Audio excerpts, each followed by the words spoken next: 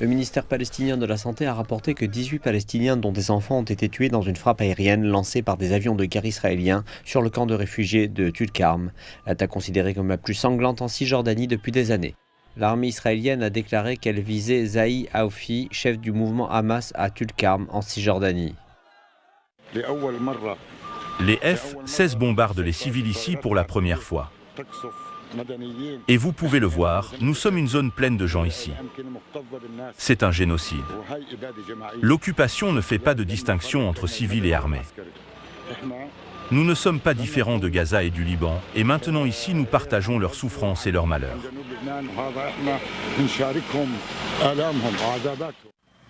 Bien que le conflit entre Israël et le Hamas ne se soit pas calmé depuis le début du conflit, ces derniers jours, le conflit s'est intensifié dans de nombreuses villes de Cisjordanie, notamment Tulkarm, Jenin, Naplouse, Hébron et Jérusalem.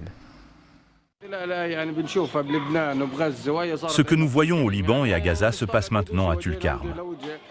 Les forces d'occupation ne peuvent pas nous rencontrer face à face, elles utilisent donc des avions pour bombarder les civils. Vendredi, la police israélienne a attaqué les fidèles de Bab al-Asbad, empêchant certains d'atteindre la mosquée Al-Aqsa à Jérusalem. La police a battu les fidèles et tiré des gaz lacrymogènes, blessant plusieurs personnes et dispersant les personnes à l'intérieur de la mosquée.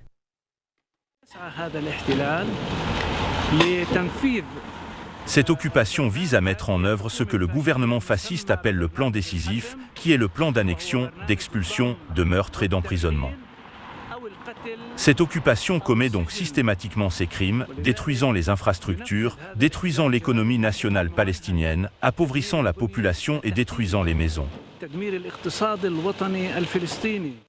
Israël dit que son objectif militaire est d'éliminer le groupe militant du Hamas. Depuis le 7 octobre dernier, les forces israéliennes ont arrêté plus de 10 000 Palestiniens de différentes villes de Cisjordanie.